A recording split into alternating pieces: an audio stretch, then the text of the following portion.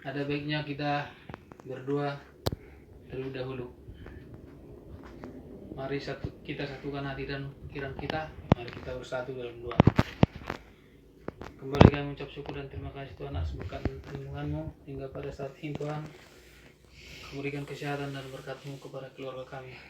Semuanya kami ucapkan terima kasih kepada Tuhan. Tuhan, sebentar lagi kami ingin memulai pelajaran kami.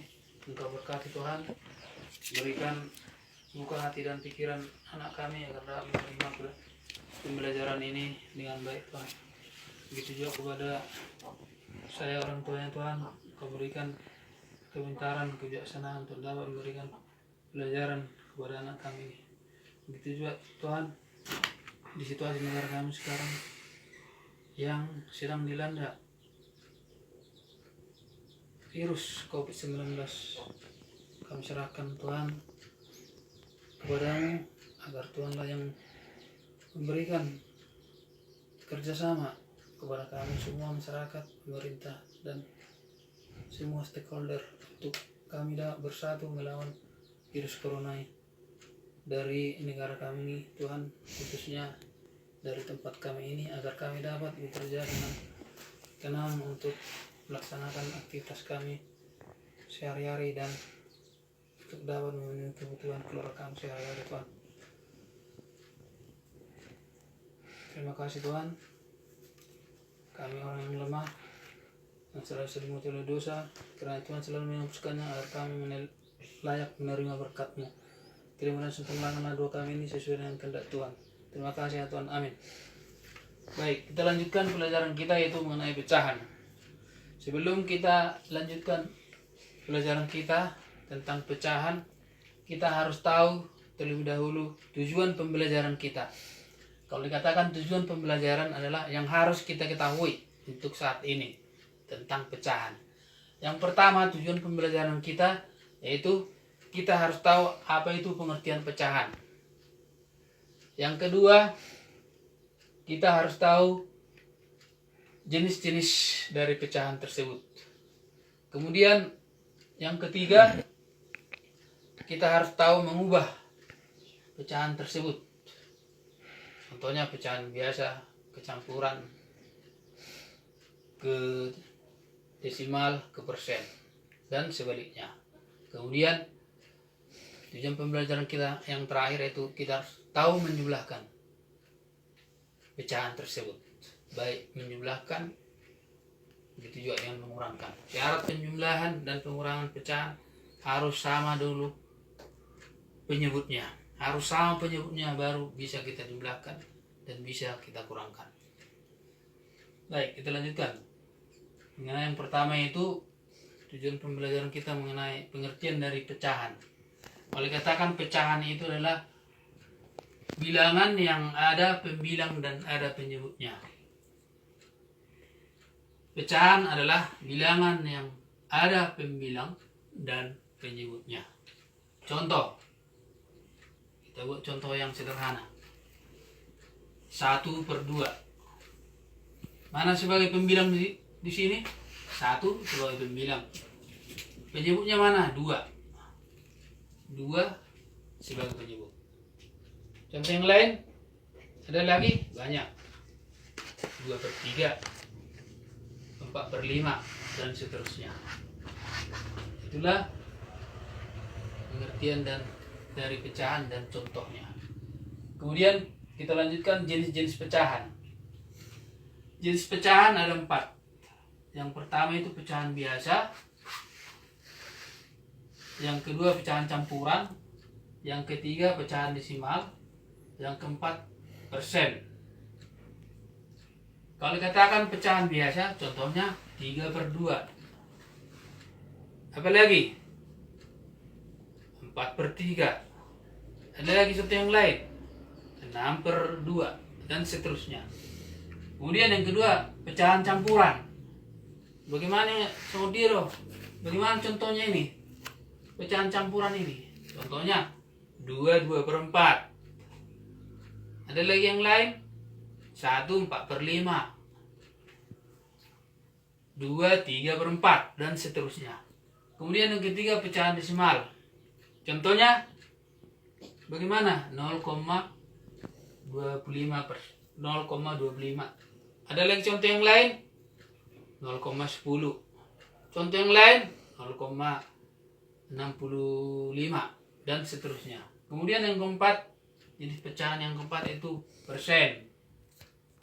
Bagaimana contohnya? Contoh dari persen.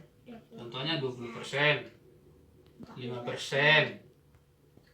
Contoh yang lain 45% dan seterusnya. Itulah jenis-jenis pecahan serta contohnya. Sekarang kita lanjutkan tujuan pembelajaran kita.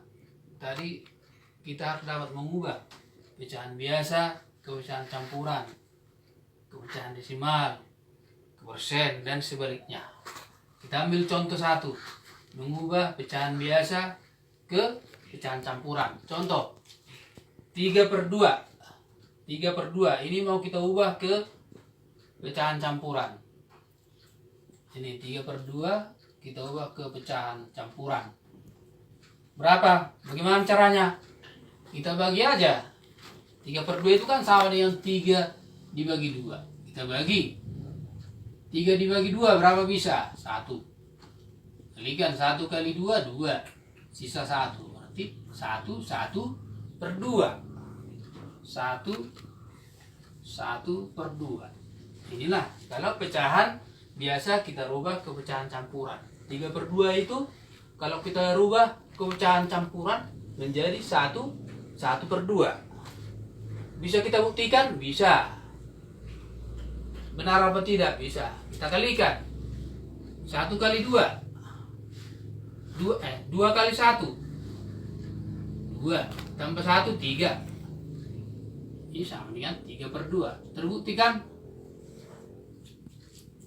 Kemudian kita ambil contoh yang berikutnya, pecahan campuran.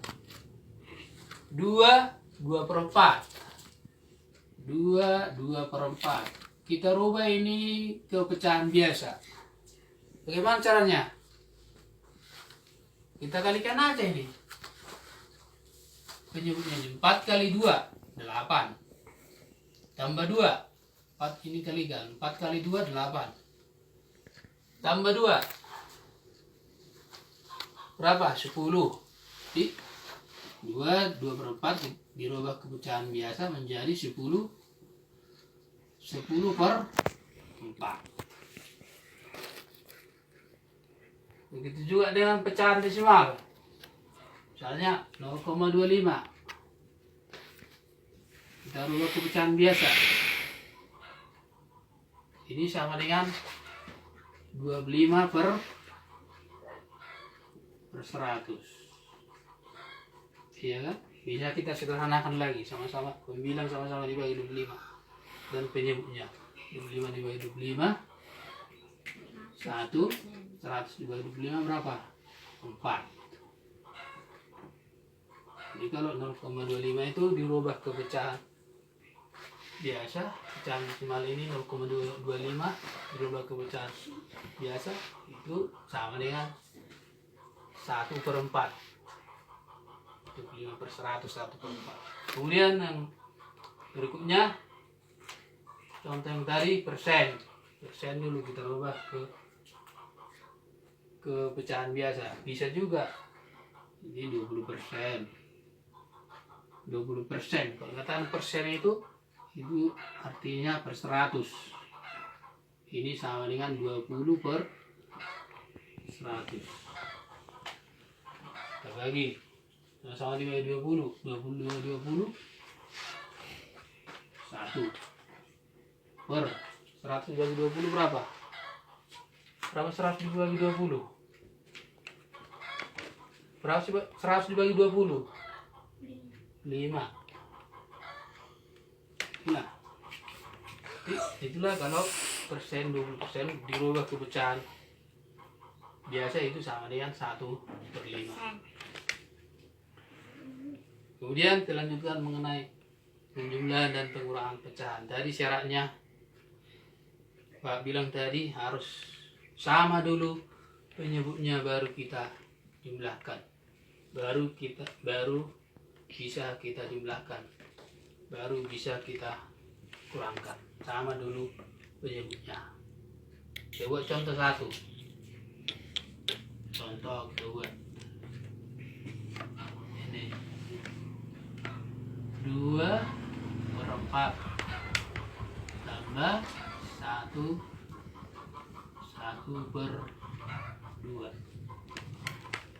Sudah sama penyebutnya ini?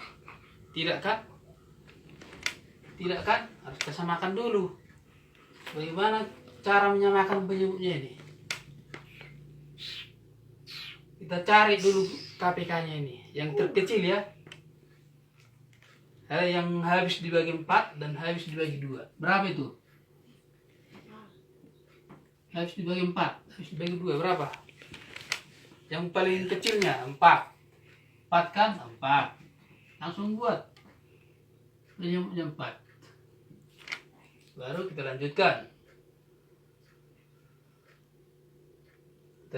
Kita lanjutkan. 4 dibagi 4. 1. Kalikan ke atas. Kali 2. Berarti ini 2/4. Tambah 4 dibagi 2. Berapa 4 dibagi 2? 2. Kalikan ke atas. Kali 1. 2. Udah sama penyebutnya? Udah kan? Kalau sama penyebutnya baru kita jumlahkan. Yang dijumlahkan hanya pembilangnya. Ya. Enggak ikut penyebutnya. Kita jumlahkan pembilangnya. 2 tambah 2. 4. Berarti 4/4. 4/4 itu sama dengan 1. Sudah kan? Sudah paham kan? Sama juga. Untuk pengurangan juga sama juga caranya. Disamakan dulu penyebutnya, baru bisa dikurangkan.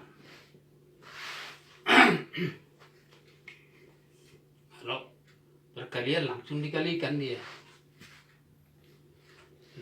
Kalikan pembilangnya, kalikan penyebutnya.